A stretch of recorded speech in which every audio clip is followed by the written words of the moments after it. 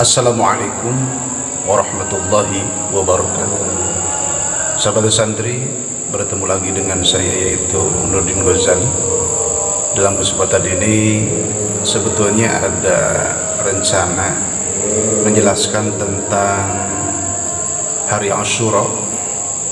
Itu sampai 2 jam atau 3 jam langsung satu duduk di sini dalam arti tuntas, tetapi karena keterbatasan waktu dan masih banyak kesibukan, insya Allah semoga ini karena Allah, ikhlas karena Allah, wajah Allah lillah, saya akan membahas tentang hari Asyura yang erat kaitannya dengan Muharram ini sedikit demi sedikit, mungkin 10 menit atau lebih, secara ilmiah, bahkan sangat ilmiah, karena memang ini yang dibutuhkan oleh sahabat santri dan semuanya. Yang mana di sini tentunya nanti akan ditampilkan referensinya atau datanya di sebelah kanan dan kiri saya. Tentunya semoga ini ikhlas, saya tawadu membahasnya, saya benar-benar ini adalah dari Allah, jangan ujub. Tentunya di sini akan ada beberapa pertanyaan. Yang pertama, apakah ulama itu sepakat tentang hari Asyura atau beda pendapat? Itu yang pertama. Kalau umpamanya ada kesimpulan, umpamanya beda pendapat, apakah itu sampai berapa pendapat? Nah, ini akan dijawab oleh Kang Nurdin tentunya dengan sangat ilmiah. Di sini sebetulnya banyak yang membahas tentang hari Asyura. Kitab-kitab itu membahas tentang hari Asyura. Tetapi karena memang keterbatasan waktu, akan saya ambil satu saja, yaitu kitab Bunyah Tuan Syekh Abdul Qadir Jailani.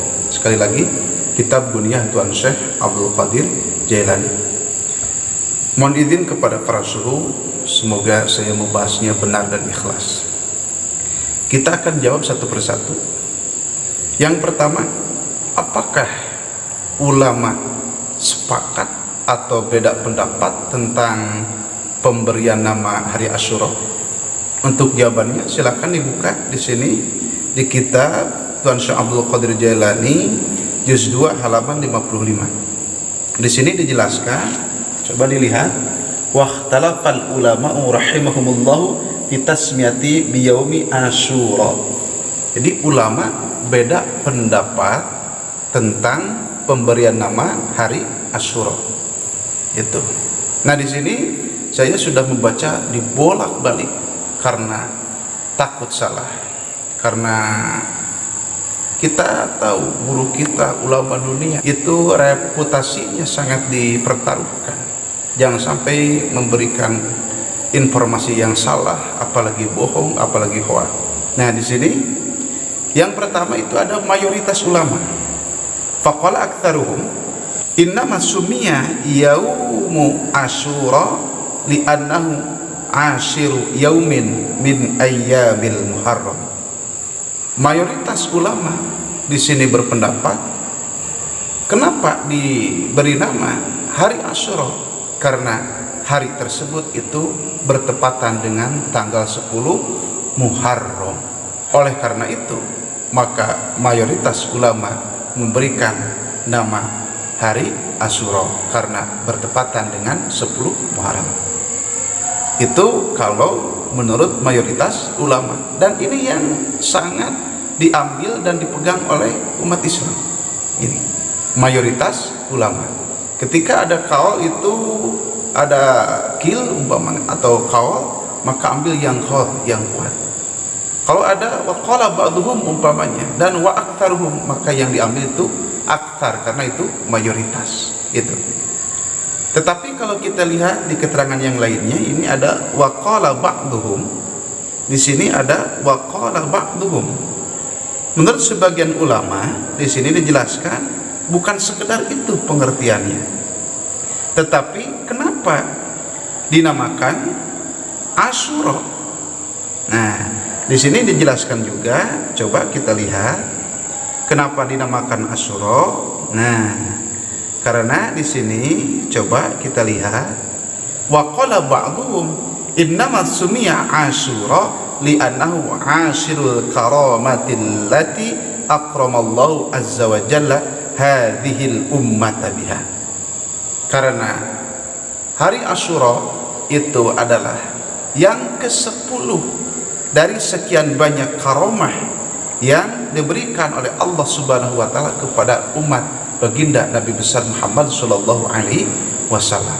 Jadi yang ke-10-nya dimulai dari yang ke-1 itu ada yang Rajab, yang kedua Sya'ban, yang ketiga bulan Ramadan.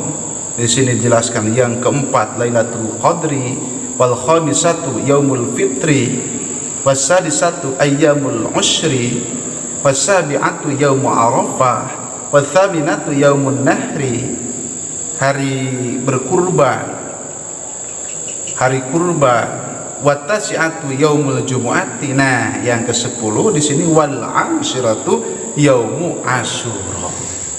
Ini yang ke-10 yang dimuliakan oleh Allah Subhanahu wa taala yang diberikan kepada umat baginda Nabi besar Muhammad sallallahu alaihi wasallam. Karena yang ke-10 dari sekian banyak kemuliaan. Nah itu menurut waqala ba'dhum, sebagiannya. Bahkan yang ketiga di sini dijelaskan juga, kita harus tahu waqala ba'dhum innama sumiya Asyura li anna Allah Ta'ala akrama fi asratun minal anbiya'i alaihim salam bi asyri karamatin. Sebagian ulama menjelaskan kenapa diberi nama Asyura, karena di sini dijelaskan karena Allah Subhanahu wa taala itu memberikan kemuliaan terhadap nabinya dengan 10 kemuliaan. Ada 10 kemuliaan yang dianugerahkan kepada nabi dan rasulnya Allah Subhanahu wa taala. Itu dalam kitab apa? Nah, di sini dimuat dalam kitab Bunyah Tuan Syekh Abdul Qadir Jailani juz 2 halaman 55. Coba kita baca. Yang pertama, ihdaha annau azza wa jalla taba ala Adam. Kemuliaan yang pertama, diterima taubatnya Nabi Adam alaihi salam. Kita bacakan secara ringkas supaya ini lebih efisien. Insya Allah suatu saat kalau punya waktu kita buat yang beberapa jam. Sekarang yang sedikit demi sedikit dulu karena keterbatasan waktu. Itu yang pertama, diterima taubatnya Nabi Adam alaihi salam. Itu adalah kemuliaan dari Allah. Itu. Yang kedua di sini dijelaskan, wa tsaniyatu rafa'allahu azza wa jalla Idrisa alaihi salam fihi makanan 'aliyyan. Diangkatnya Nabi Idris alaihissalam oleh Allah Subhanahu wa taala ke tempat yang luhur, ke tempat yang tinggi, itu yang Allah Maha mengetahui atas tempat itu. Itu yang kedua. Yang ketiga, wa tsalitsatu istawat safinatu Nuh alaihi salam fi 'alal judi. Ini lebih erat kaitannya dengan diselamatkannya Nabi Nuh alaihi salam. Itu.